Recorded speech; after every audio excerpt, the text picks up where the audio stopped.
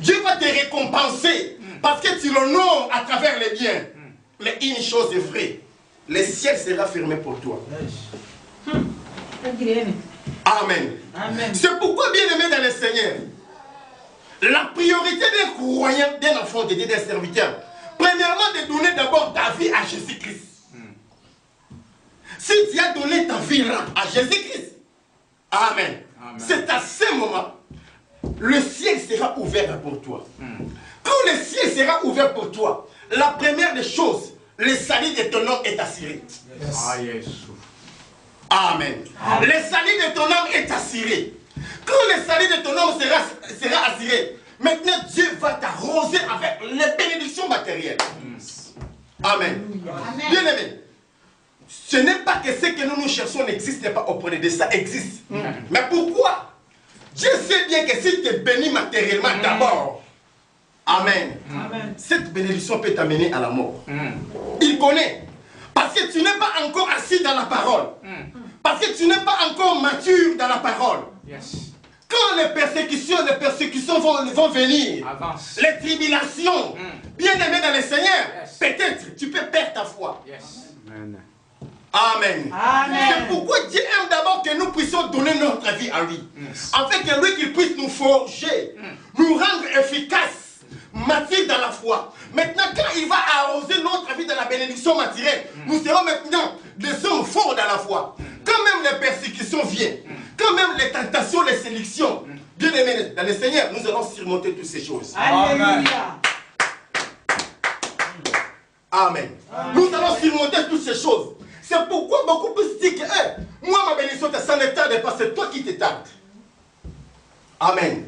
Ta bénédiction ne tarde pas. Moi, j'ai compris, c'est moi qui tarde la bénédiction de Dieu. Parce que là où Dieu m'attend, peut-être je ne suis pas encore arrivé. C'est pourquoi je suis en retard. Je ne suis pas en retard par rapport à Dieu, c'est par rapport à moi-même. Est-ce que nous sommes là? Amen. Là où Dieu nous attend, nous ne sommes pas arrivés encore. Amen.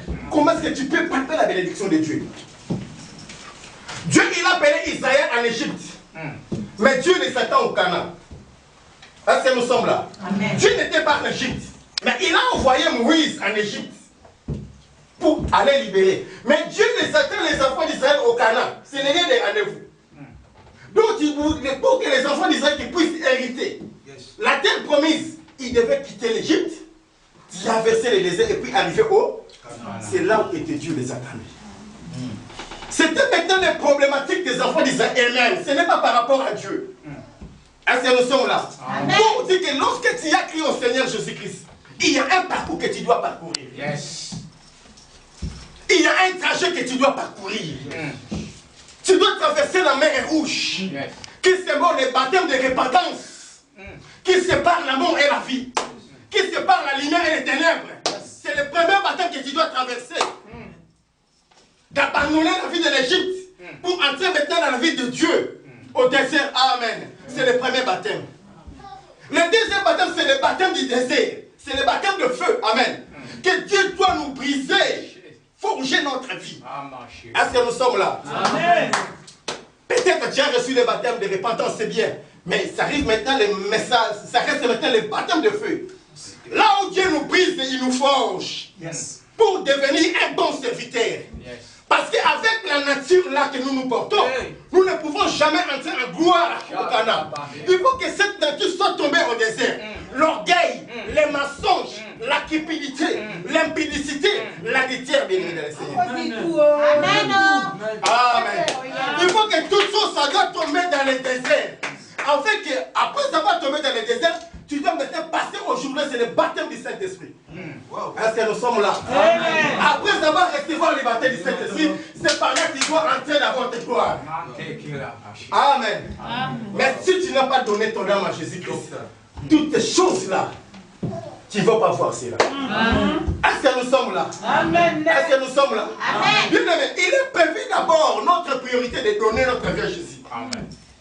Quand on dit donner ta vie à Jésus-Christ, cela veut dire quoi? Ce n'est pas une confession bicale qui se limite au niveau des slogans de notre bouche. Je donne ma vie à Seigneur Jésus. Non, cela veut dire quoi? Paul a dit, Galates chapitre 2 verset 20, Si je vis, ce n'est pas moi qui vis, mais c'est Christ qui vit là. Cela veut dire quoi? Ma vie ne dépend pas de moi maintenant. Mais ma vie dépend maintenant de Dieu.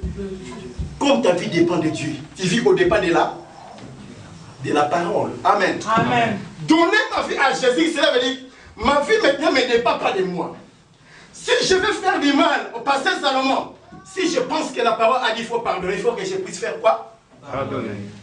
Est-ce que vous écoutez? Amen. Quand on dit que ma vie ne me dépend pas, la chair me tourne. Il faut que je puisse tomber avec cet homme. Moi, il faut que je puisse tomber avec cet homme. Mais la Bible, elle dit quoi? Ne fais pas la vie. Tu n'es pas conduit par toi, mais tu es conduit par là. C'est ça, donner ta vie à Jésus-Christ. Est-ce que nous sommes là?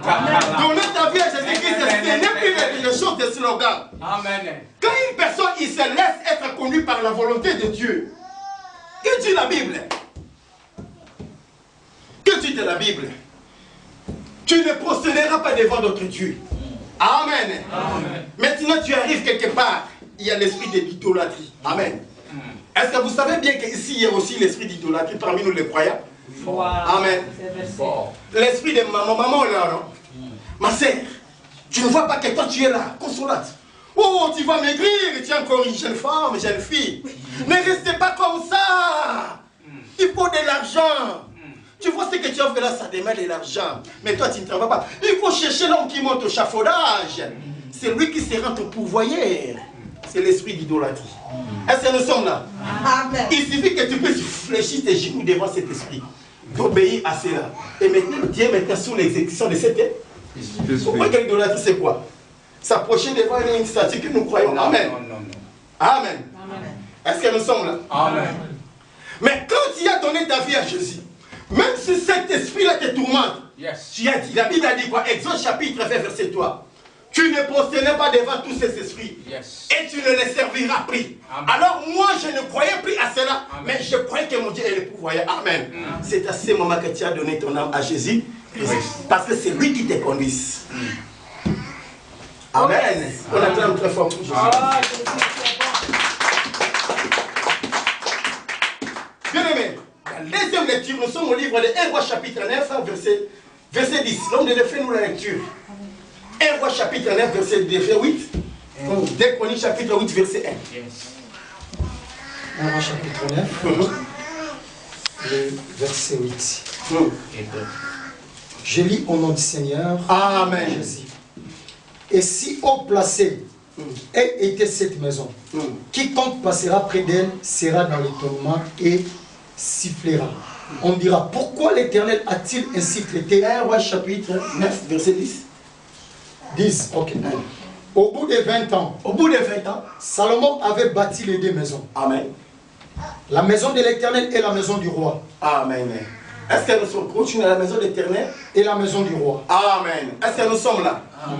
La Bible dit au bout de 20 ans, Salomon a bâti d'abord la maison de l'Éternel et la maison du roi.